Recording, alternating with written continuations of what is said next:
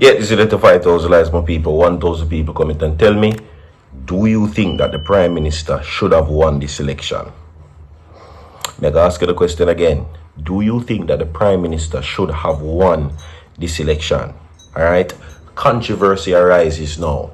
Of course, now for the longest time, they are saying that the opposition leader and the member of the government, the Jamaica Labour Party, the governing Jamaica Labour Party, should come together as one. Now, conversations is what they say. Unity is what they say for the betterment of the constitutional reform. Okay? But it hasn't happened yet. Because, there is a breakdown between communication between the government, which is Andrew HOLNESS, and Mark Golding. Now, based on what I'm seeing is that Mark Golding extended an olive branch to the Prime Minister in a meeting where he says that the constitutional reform should be discussed as two leaders of their groups or their political camp. You understand me? Instead, of course, the Prime Minister sent a representative, Delroy Chuck, as a representative to speak to Mark Golding. Mark Golding declined and said, if I know with you, no talks can hold. Okay? So, fast forward to now, the headline is, HOLNESS pens letter to Golding calls for a return to dialogue on Republic agenda. Well done, Mark Golding. 5,000 people on the video like this. 5,000 people like the video for Mark Golding, same speed. 5,000 people like the video for Mark Golding, same time. You understand me? Well done. Don't make no man feel like them better than you. You're a leader of the PNP, he's a leader of the JLP. He's the opposition, you're the opposition leader, he's the government leader. You know, make no man better than you. You understand? You can't send a representative to come talk to the president of his respective group. Presidents and presidents meet. Presidents and senators don't hold talks over countries. Move. You understand? Alright, welcome to Virtual TV Vlogs, my people. Alright, I haven't been consistent in posting over here, but you don't know, we are trying to get back to the farm. It has been rough, but you don't know, my people. Yes, so may I say, subscribe to the channel, hit that post notification bell, so whenever Virtual TV drops content, you will be notified instantly. Okay, so stay tuned, everyone. Okay, yes, man. If you haven't already, hit that bell. Alright, and of course, now remember, today is Guidance Saturdays, and Virtual TV wishes you guidance in all your endeavors for the rest of the day. You understand me? So stick and stable, people, as we give you the news right now. Okay, it's raining, thanks be to God. You understand? Anyway, let's get into it, everybody. Prime Minister Dr. Andrew HOLNESS has renewed his call for the collaboration with opposition leader Mark Golding on Jamaica's transition to a republic, following a series of letters being sent by both sides. Now, the first person to write the letter was Mark Golding, heeding to the deceptiveness of what appears to be the deceptiveness of the Prime Minister. You understand? To collaborate on the reform. You understand me? And then you send a representative. No. So he now sends the letter to Mark Golding. Right? Rightfully so. Mark Golding wants to meet, I am guessing, the Prime Minister on equal terms. No, you bigger than me bigger than you, or you, whatever. No. Equal footing. Okay? Now, in his letter, he has made public HOLNESS urged Golding to engage in talks with Justice Minister Delroy Chuck as preliminary steps and propose a return to Valley Royal talks as a means to advance the constitutional reform process. Okay? Now, Golding had previously rebuffed the Prime Minister's request for him to hold talks with Delroy Chuck, insisting that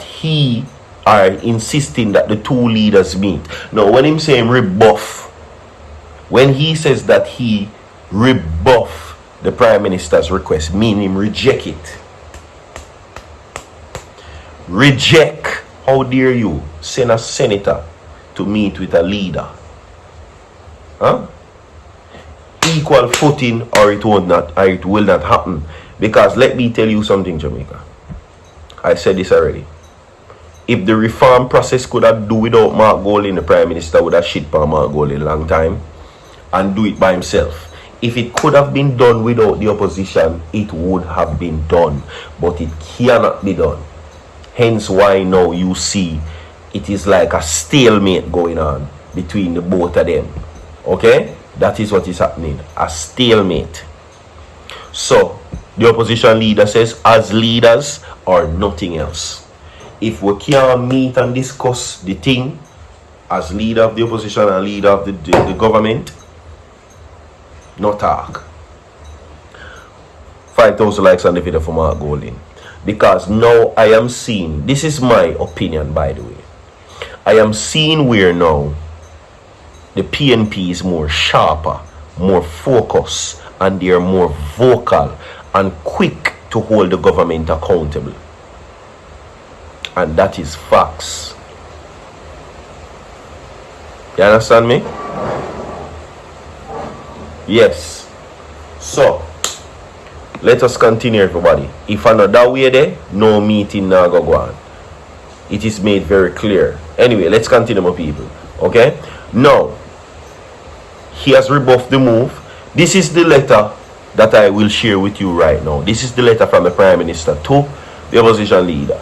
Dear Mr. Golding, thank you for your reply to my letter of September 30, 2025, inviting you to meet with the Honorable Delroy Chuck KC MP. For context, it is necessary to restate that this invitation was consequent on cabinet changes merging the Ministry of Legal and Constitutional Affairs into the Ministry of Justice, and Minister Chuck assuming ministerial responsibility for constitutional reform matters, having regard to the key fact that you directly assumed shadow spokesperson's responsibilities for constitutional affairs. It was considered courteous and practical as a parliamentary step for the minister with responsibility for the portfolio you shadow to brief you and your team accordingly on the restructured ministry and portfolio. Now he says, given your office also as leader of the opposition, it was only respectful that I convey to you the request to meet, which was subsequently followed by a letter directly to you from Minister Chuck on October 2nd, 2025, in which he reiterated the proposal to arrange the preliminary meeting with you and maybe your team. To be clear, this invitation to meet with you directly as a political and parliamentary leaders of our country, nevertheless, Minister Chuck and the team at the Ministry of Justice and Constitutional Affairs look forward to meeting with you and or your team in your presence of October 3rd, 2025. I carefully noted your acceptance that the only route to reaping success in this reform effort is through authentic collaboration. I take this to mean both parties are genuinely willing and sincerely inclusive and committed to engage in a structure and ground towards shares of national goals. Before addressing the substance of our engagement, it is important to brief chronicle for the public record the sequence of critical events that brought us to this point.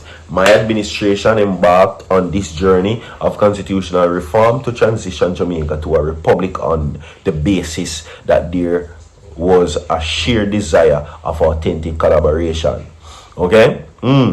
Now, I understand that the both sides have been at one with this, but it is important to deal with this at the time that the time has come for Jamaica to become a republic within the Commonwealth with a Jamaican head of state, and for us to swear allegiance to the Constitution and the people of Jamaica. Let us proceed with the legal steps required to achieve this.